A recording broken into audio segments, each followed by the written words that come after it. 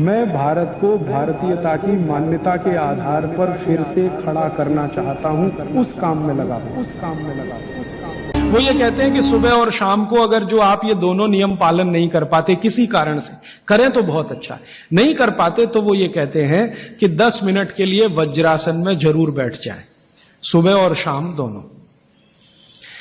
सुबह का नियम अगर आप पालन नहीं कर पाते, माने विश्रांति नहीं ले पा रहे किसी कारण से, और शाम का भी नियम पालन नहीं कर पा रहे हैं, 2 घंटे तक आपको सोना नहीं है किसी भी कारण से, कारण कुछ भी हो, तो वो ये कहते हैं वज्रासन में जरूर बैठें 10 मिनट। वज्रासन आप सब समझते हैं, ये ऐसे पैर पीछे करके बस 10 मिनट बैठ जाइए खाने के बाद, सुबह भी और शाम को भी।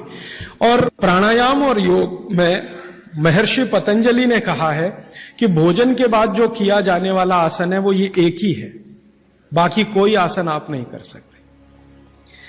और महर्षि पतंजलि कहते हैं, महर्षि पतंजलि वाग्भट्ट के बाद के हैं, महर्षि पतंजलि कहते हैं कि अगर वज्रासन में कोई बैठता है तो शरीर बिल्कुल वज्र के जैसा ही होता है। वज्र आप समझते हैं, एकदम कठोर मजबूत।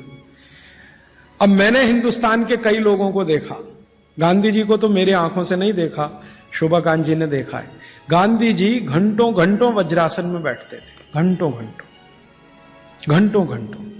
और आप देखो एकदम पतला दुबला शरीर और अंग्रेजों की लाठी खाने को हमेशा तैयार। वो वज्रासन की कृपा है गांधी जी।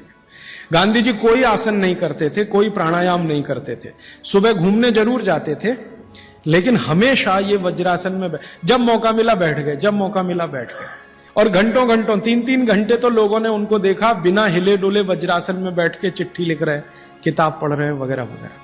तो 10 मिनट तो न्यूनतम करें ही, ज्यादा से ज्यादा अगर आप कर सकें, समय समय पे वज्रासन में बैठते रहें, तो शरीर की बहुत सारी क्रियाएं एकदम दुरुस्त रहती। दोस्तों, सबसे पहले तो चैनल सब्सक्राइब करें, फिर लाइक, कमेंट और शेयर करें। और हाँ, हमारा एंड्रॉयड ऐप डाउनलोड करना ना भूलें।